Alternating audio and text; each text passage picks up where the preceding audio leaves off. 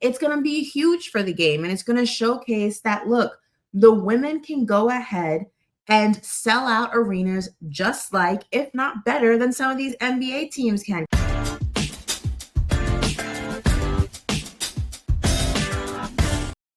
Welcome to We Need to Talk Now, presented by AT&T. I'm Alicia Jay, and I'm here with Ashley Nicole Moss. How you doing, Ashley? What's up, everybody? I'm doing great. I just want everyone, if you are watching us on YouTube, just want to point out my shirt here, my jacket rather. The Knicks beat the Miami Heat in a absolute thriller last night. And you're New York to the world. We here. Just want to put that out there. So I knew the moment that we got on and I saw that jacket, I said, Ashley is opening with that. And I already know. I'm just waiting. Big body Brunson. We here. Keep going. I was going to say, yay, but that's like a Bay Area thing. It's not New York, but that's where I'm from. But Ashley, I'm really excited about today's show because we have a lot going on as we do every week. So we're going to give our updated Final Four predictions. I don't know. March Madness. Listen, it is. March Madness is upon us. I don't know how we're going to give these predictions because it has been wild and it will continue to be wild, but we are going to give you our updated Final Four predictions. Also our updated picks for player and freshman of the year, which has also been a close race. Clemson's Brie Clark. I don't know if you saw this, Ashley, but she made history and got a shout out from Simone Biles, which was really, really cute to watch. So we're going to get into that a little bit. And then our producer, Emma, let's give her a round of applause. Boom. This is my round right here. She spoke with Mikaela Shiffrin. Yes.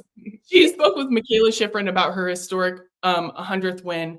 And then we have so much more, Ashley. Yes, so much more. But first, we got to do the regular schmegular and remind you to tap in with us on all social media platforms, whether it's Alicia, myself, the show, or all three. Listen, follow, subscribe, all that good stuff on YouTube. Turn those notifications up because you never know what will be dropping on the YouTube page.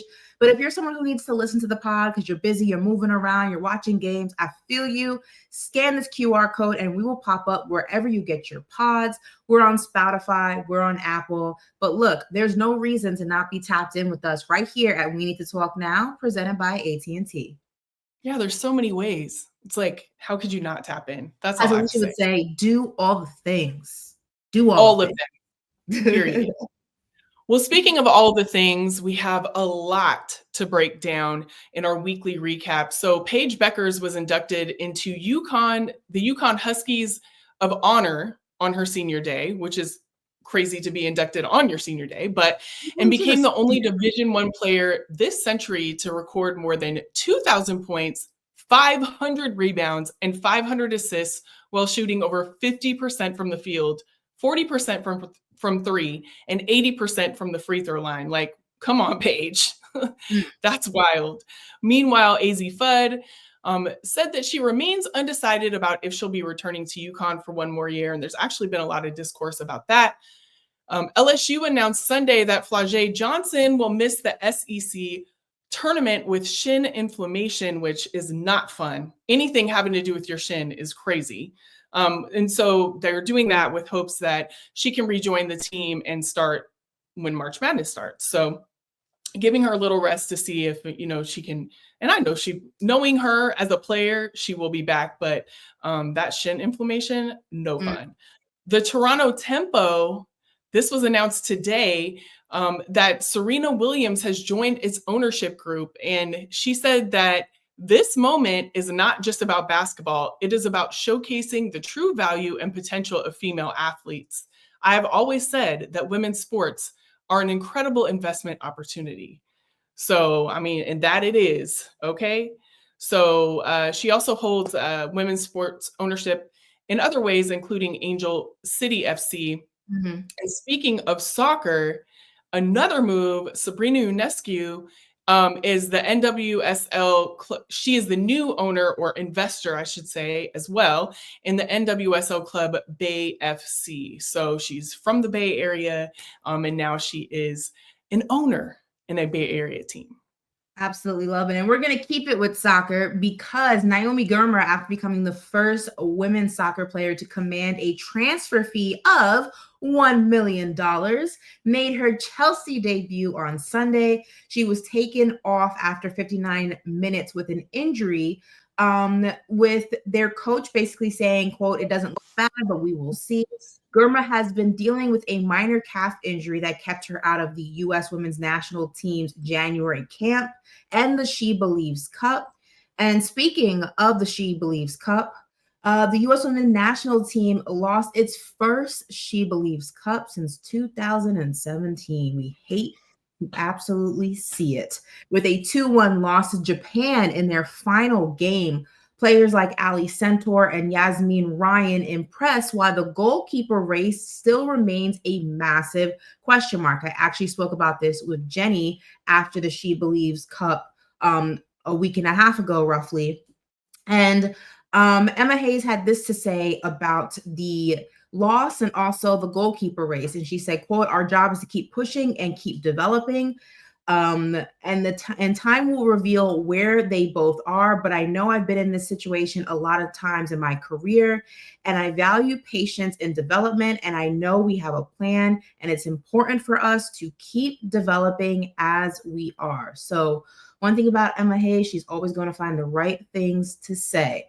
And lastly, the Pro Volleyball Federation's All-Star match became their first ever women's pro volleyball game to be broadcast nationally, airing live right here on CBS. Then this weekend, the Orlando Valkyries took over the top seed in the PVF standings, having gone undefeated in their last 8 matches. Let's go. Let's go. Undefeated in the last 8 matches. I'm not mad. Mm-hmm. One thing I'm also not mad about are teams playing, in bigger arenas, right? We've seen that happen across the board in women's sports. We've been selling out everywhere and having to go to bigger arenas to play.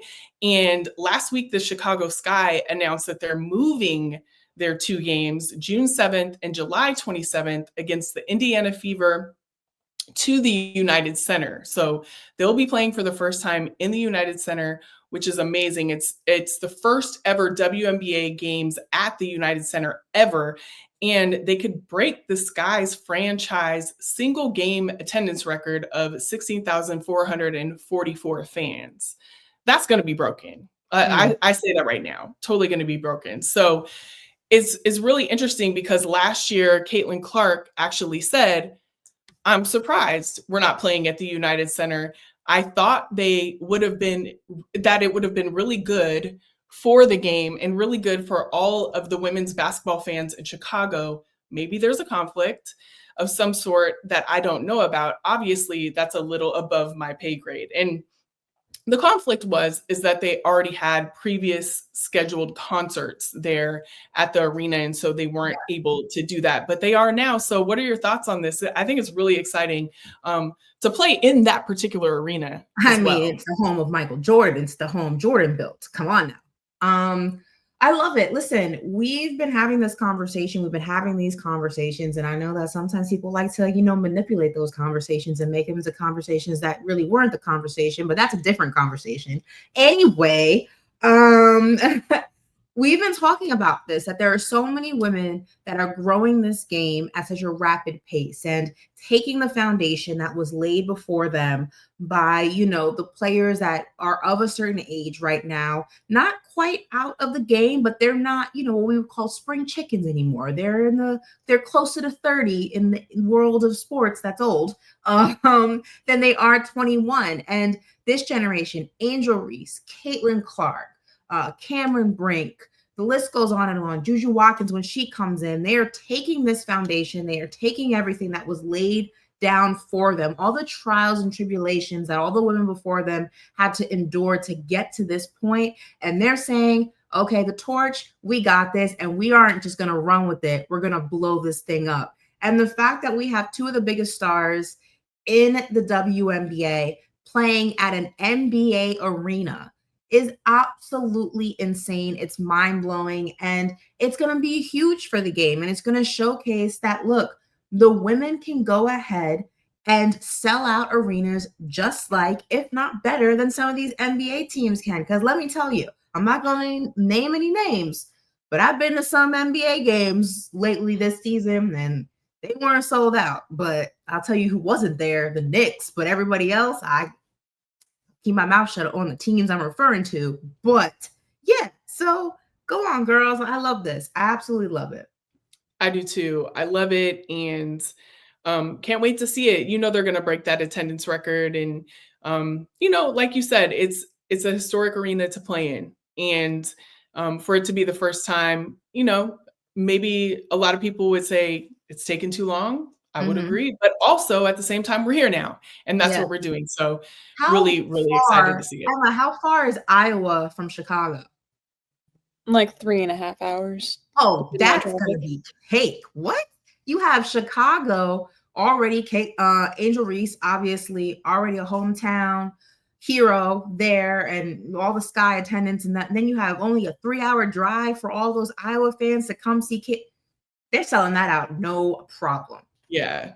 It's already done. It's already done. Well, congrats, girls. We can't wait to see what that looks like. And speaking of congrats, we have to congratulate our very own Emma, our super producer Emma, because she had an interview. Because both Alicia and myself were going through the motions. We were dealing with some things, okay? Yes. 2 different things, but we were dealing with some things. And she sat down with none other than the skiing legend herself, Mikaela Shiffrin. Check this out. I am Emma Ruby, and today I am joined by an absolute GOAT. And when we talk about greatest of all time, Mikaela Shiffrin definitely fits into that mold, undisputed. You are fresh off of your 100th career World Cup win, which is a little bit of what we're here to talk about today. Welcome. Thank you so much. Thanks for the intro. I mean, absolutely. What else can you say? What else can you say about Mikaela Shiffrin than the GOAT? I feel like you might say a little differently. Yeah, I introduced myself as awkward weirdo, not, but it's really up to that was very flattering and I'm honored. I guess that's what I'm trying to say. The humility makes you even more lovable. I feel like it's just so refreshing sometimes too. But you're 4 weekends left on the world ski circuit. How crazy is it to kind of be coming up on the end here, especially considering you only started skiing again in early February? Yes, yeah, after the injury back in the crash and injury back in Killington in November, I was out of competition for I guess it was about 2 months in the end. And then working my way back to skiing, back to the World Cup, back to Europe, and that's the last month that I've been here. Is all the competitions have been in Europe. We had World Championships in February earlier this month because it's still February. As you can see, awkward weirdo. So it's been quite a process. I mean, returning from injury, I had a 7-centimeter deep stab wound basically from this wonky crash in Killington that was really close to actually puncturing my colon. It didn't, which made this an injury that was potentially something I could return from this season. I think in many cases this would have been a season-ending injury, but not so much because the muscle wouldn't heal, but because there's just a lot of mental and sort of psychological hurdles to work through in returning to skiing after not only the crash this season, but also a crash I had last season in Cortina in January last year. So it's been quite a process. Of course, we're talking about, the 100th victory. And I think a lot of people are like, what are you talking about? PTSD, you just won a race. And it's a little bit hard to really explain that fully. But yeah, I mean, I definitely didn't think that the 100 was going to happen this season after everything that's gone on the last couple months. Yeah, I mean, we can get into 100 here in a minute. You did mention something that I think is, you've been very open about your PTSD, and it would be very easy to just say, hey, I'm back to winning. I just did this really amazing thing. Everything is good. But like in other times in your career, you're choosing to be really refreshingly honest with your mental health. So, what would you say is kind of behind this mentality to put it all out there? And despite it looking somewhat easy for you, given how often you are open with your mental health, is it ever hard for you to kind of open up like this?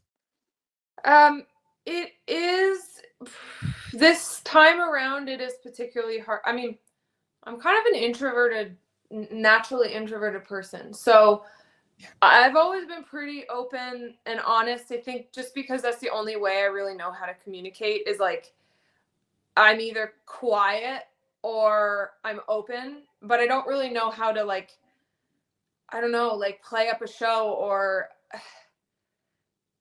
sometimes it's like when I come through the finish and when I won a race, and it was the same thing on 100, I'm just trying to figure out what's happening and then see what my time is on the scoreboard. And all of these other athletes are able to come through the finish and celebrate and have a reaction.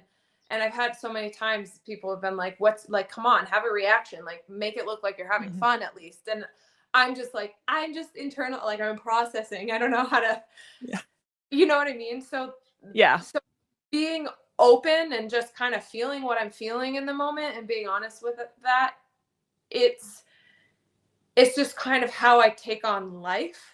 But at the same time, this time around has been challenging.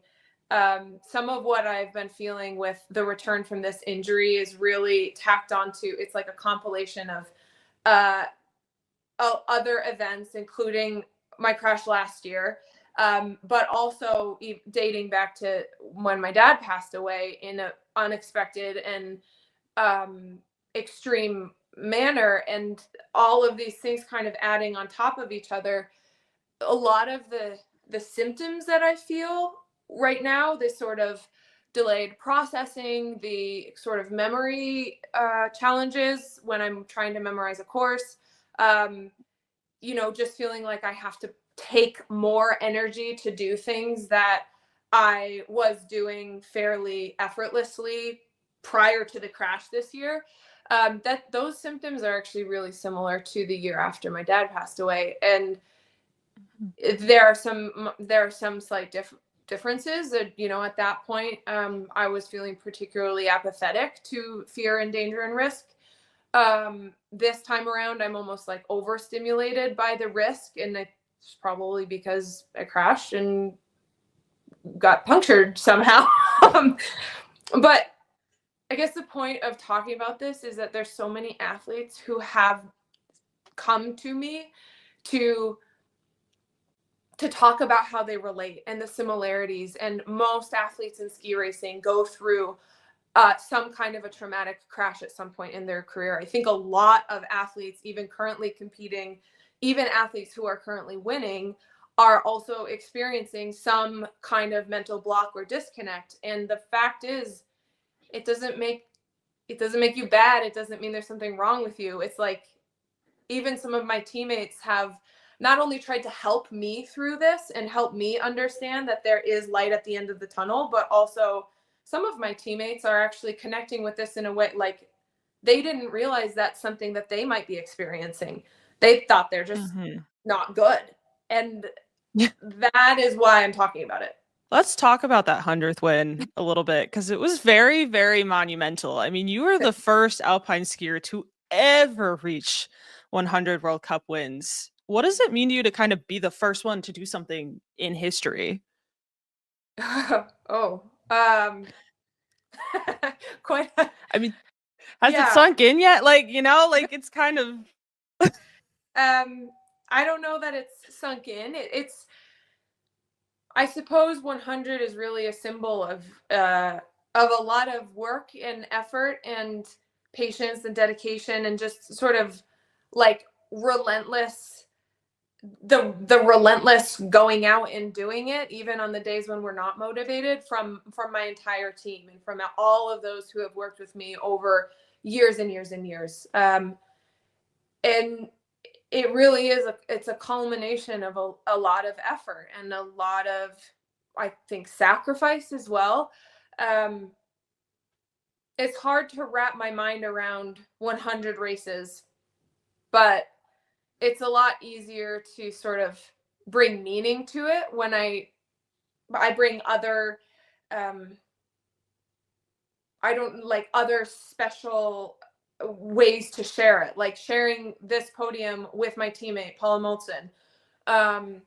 That was incredible. She's had an amazing season. She won a medal at World Championships. Like that was so special to be able to share that with my teammates and to be able to connect this through the collaboration with Cher Winter Foundation, trying to help assist Cher Winter in their work to bring kind of expand access to these winter sports we love to youth that would otherwise not have access, and sort of create a greater meaning around 100, which in and of itself, the number means nothing to me. It's, if that makes any sense.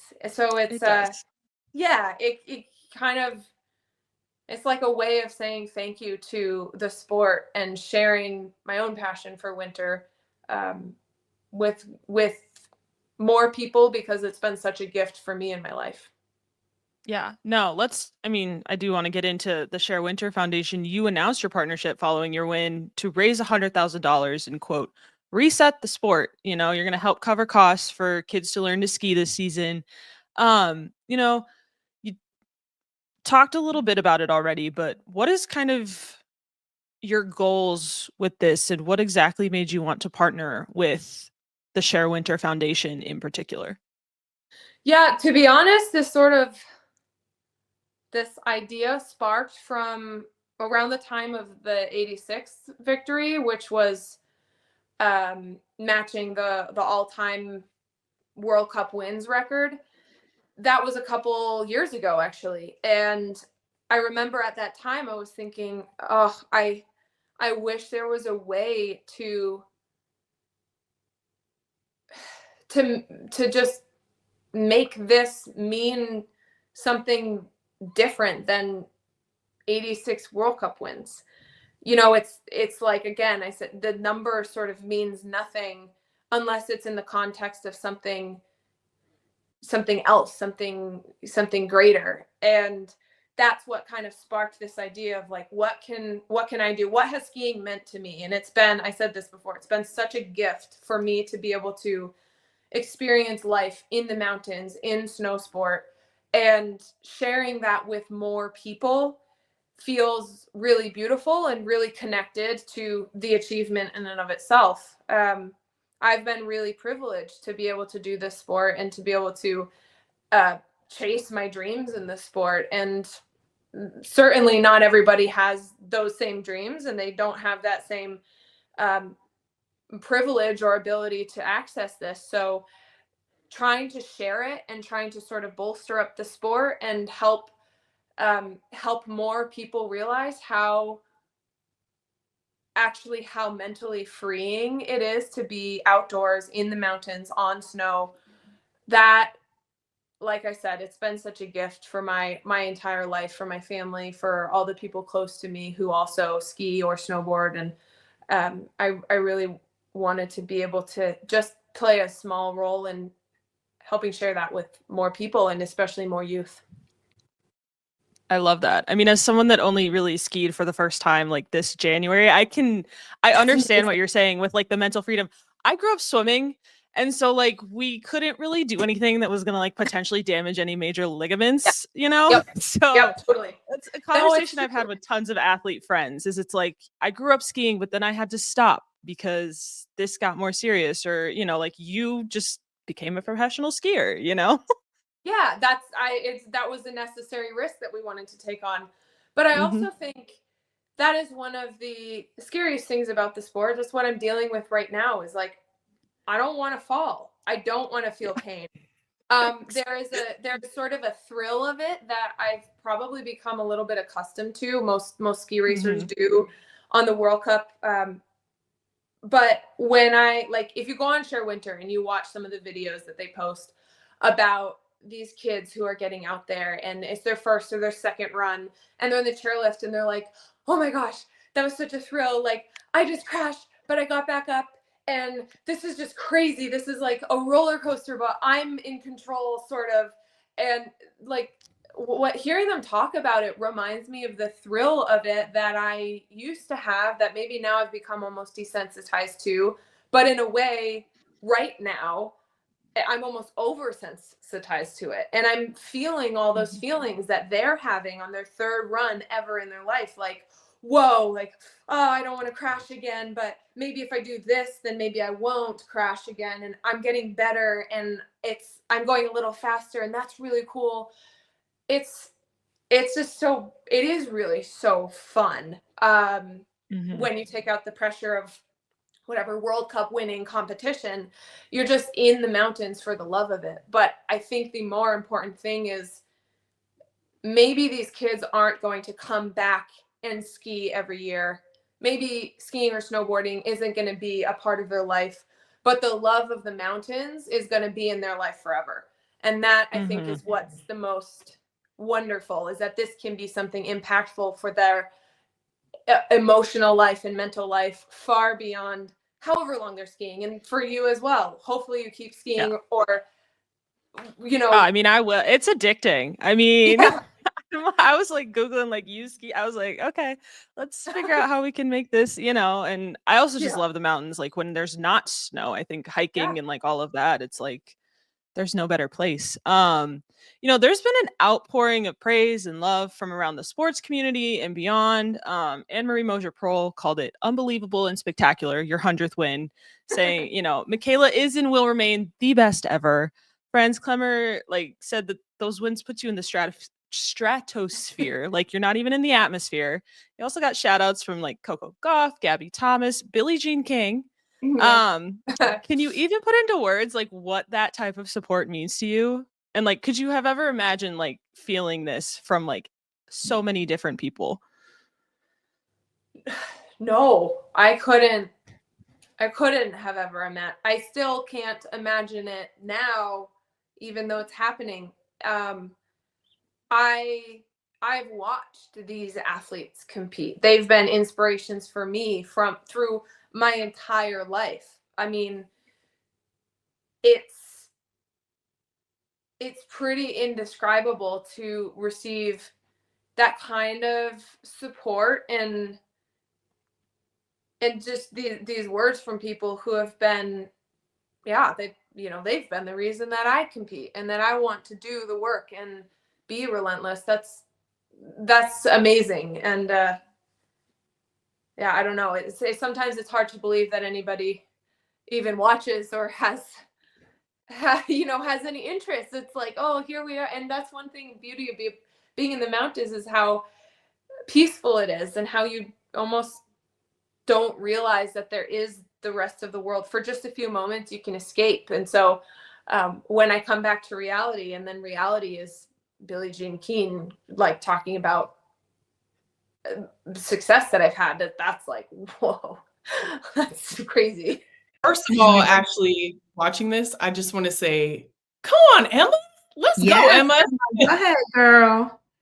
Listen, if we not on our P's and Q's, Emma gonna try to take our job. You see that? Okay, period. Your own people. That's crazy.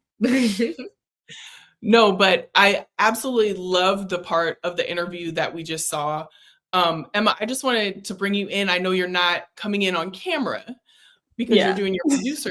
You have your producer hat on today. But what was your favorite part of the interview that you did that you can find on YouTube? The full entire interview is on YouTube. Yes, you can find it on YouTube. Honestly, I really appreciate how open she is about like her mental health and everything. But I think talking with her about the partnership that she is doing for her 100th win to kind of help young kids get the experience to try skiing for the first time. Like I mentioned it, I skied for the first time. Alicia knows because I was out on PTO. I skied for the first time in January, and it's really great. And to think that there's kids out there that are going to get that experience that wouldn't have otherwise is really awesome. And she's just someone that is like constantly giving back, which I think is just really cool. So I would say that part probably. We absolutely love it, Emma. And listen, that was just a little taste of the full conversation. So once again, make sure you are subscribed and locked into the We Need to Talk YouTube page, because that is where you can find that interview and a bunch of other ones that we've already done for the show. But once again, Emma, good job. We love it for you. And one thing we also love, Alicia, it's March Madness, like I said. So let's talk some women's college basketball. Yes, we have to. I mean, it was another wild week in women's college basketball. As we wrapped up the regular season, South Carolina received the #1 seed in the SEC tournament in a coin flip. Like, this is how crazy things are getting. We're deciding things in coin flips. While USC won the Big Ten regular season title following Juju Watkins' 30-point performance to lead the Trojans past UCLA. So it's been one thing after another. And with all of these crazy things that are happening going into March Madness, we have to do a vibe check. We have to see who we would pick for the women's Final Four. Who would you pick? We have to kind of revisit what we picked, the way too early picks that we had. So way too early picks. I mean, way too early. But I had South Carolina, USC, UConn, and Texas, which you I have to admit. I mean, I did go safe. I was just about tomato. But then Ashley did not go safe. I did not. Well, you went safe for the most part. I gave myself a wild card just to throw a little. Yes, you did. So you had South Carolina, UConn, Iowa, and USC. Yeah. So Ashley, in fairness, Iowa has had some close games where they look like they could have upset some of the top dogs in the respective conferences. But I will say, I'm comfortable with South Carolina. I'm comfortable with USC. I feel like everybody would be. I'm still comfortable with UConn, man. Not only between Coach Gino, but I'm a Paige Becker stan. I believe it's an extremely talented team, and I never count them out this time of year. I just can't do it. Probably, though, I would swap out Iowa. I'm really feeling Notre Dame, really feeling what they're doing. We had a conversation about them, about how they dropped over just one loss, which was crazy, mind-blowing, but that's just the nature of the beast when the conferences are this stacked, when the game is this stacked. But Notre Dame, man, they're killing it this season, and I absolutely believe that they have it in them to go to that Final Four. So that probably be the only switch that I would make. Everything else I'm comfortable with sticking to. Well, I have a little tweak to mine. And it kind of pains me to say it because I'm leaving out a team that I absolutely love. And I mean, with all of kind of the craziness of the season, it's very possible that this could happen, but we never know because everybody's beating everybody. But I have USC, Texas, UConn, and Notre Dame as my Final Four. So yeah, did not leave. I did not have South Carolina going in. It's not that I don't think they're a great team. It's not their year. Obviously, I don't feel it personally. But again, I mean, it's been. I have the. Are we gonna go down and say who we think is gonna win it all? Because I have that. No. Let's do that a little bit. Oh, Emma says yes. Dang it! I was trying to get myself out of it. You trying to get away? Okay, so I have the final being Texas and Notre Dame, and I have Notre Dame winning it all. I have the final being USC Notre Dame, and I have Notre Dame also winning it all. Okay, so we're lightweight on the same. Yes. Yeah, but I just think that Notre Dame this year looks incredible. And you know, I'm somebody who believes in the consistency. They've been consistent. Not that these other teams haven't, so let's just make that very clear. But it's just something about Notre Dame that just feels special this season. I can't quite put my finger on it, but it's just something. When I watch them, there's like an aura of specialness around them. I agree, and I think also as of late they've struggled a bit, right? And I think with Niele Ivey as the coach, I know that that's only going to fuel them going into this March Madness, and I feel with that kind of you know, they've been doing great this year. And then also I felt it for them all year too, just like you expressed. And I think with that in tow, and also just a little bit of going in with like, we know who we are, we know we're kind of like better at where we have been lately. I just feel that's going to fuel them to get that championship. I don't know. I mean, there's so many different reasons, but very much what you said. And then also, I just think they're going to be extra just honed in going into the tournament. So I don't know. I just feel it for them. I just do. Yeah. So we'll see. We'll see how it pans out. I know we're going to be getting some real good basketball. That's what I do know.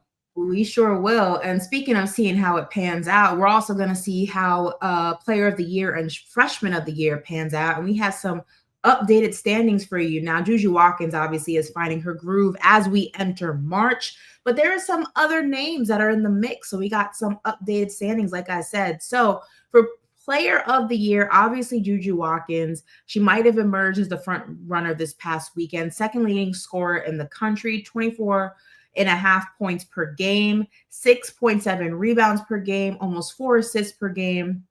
But there's some other names we have to throw into the mix there. A few of those, including Hannah Hidalgo, 24 points per game, almost 5.5 rebounds per game, and almost 3 steals per game. We have Lauren Betts, almost 20 points per game, almost 10 rebounds per game, a rebounding machine, and almost 3 blocks per game. Now, when we talk about Freshman of the Year, this is something also that we're keeping our eye very closely on, and a name that Alicia was a big fan of, Sarah Strong. We have 16 points per game from her, almost 8 rebounds per game, 3.5 assists per game, and almost 3 steals per game. Also, Mikaela Blakes leads all freshmen in scoring, 7th in the nation, considering quality of opponents. Vanderbilt is playing in the SEC. 23 points per game, 3.5 rebounds per game, 2.5 steals per game, had 19 points against South Carolina and 34 against Oklahoma, 22 against Texas. So those are 3 powerhouses that she is absolutely just making her impact on. I mean, Alicia, we have some other names also in the mix here, but what are you thinking so far? I think I'm still confident with Juju as Player of the Year. And I think that it's fair to say that Mikaela Blakes may be making her push, and a strong one, for Freshman of the Year. I know we were both very high on Sarah Strong, but looking at Mikaela Blakes and what she's doing against top opponents in the NCAA, you can't ignore that. Those are some big numbers.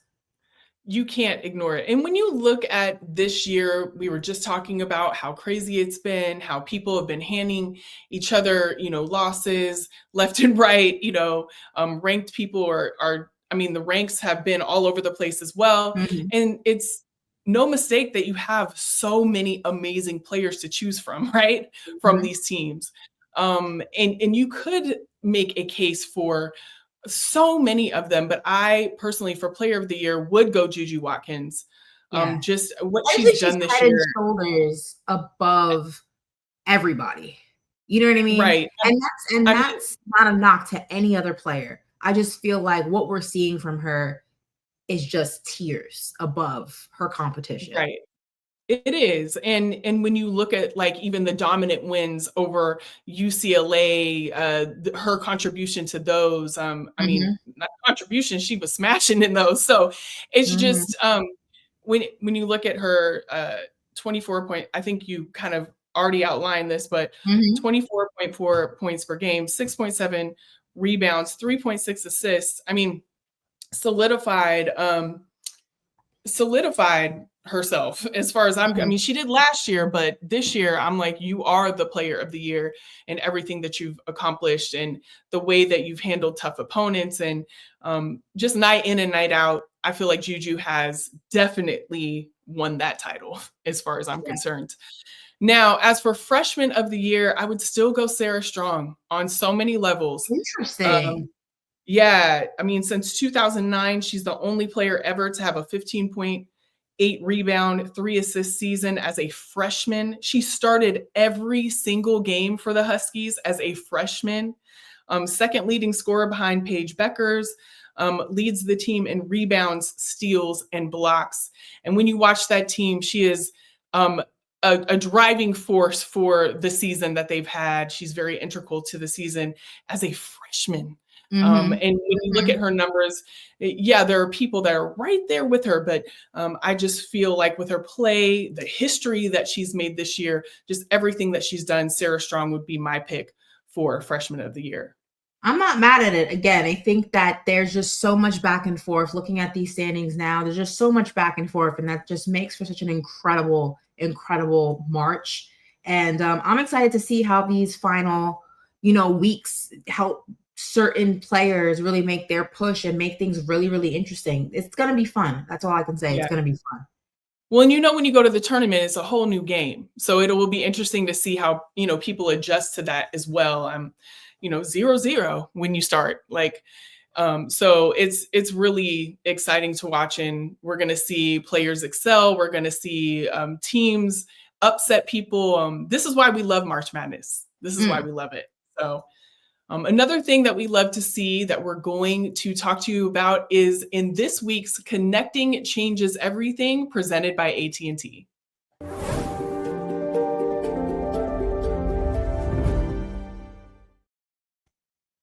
So Connecting Changes Everything is back, and we are bringing you to the start of Women's History Month. Happy Women's History Month to everybody. Yes. This was a story between two women that we just love to see. Clemson's Brie Clark became the first gymnast to land the Biles 1 in a collegiate competition, which is huge. And the feat was obviously noticed by Simone Biles, who commented on Clemson's video on Instagram, writing, "Congrats, and closing out Black History Month? Yes, ma'am." Let me say that right. Yes, ma'am. I know that's right. So you could see it on social media when she saw what Simone said. It was just, her reaction to it was just so beautiful.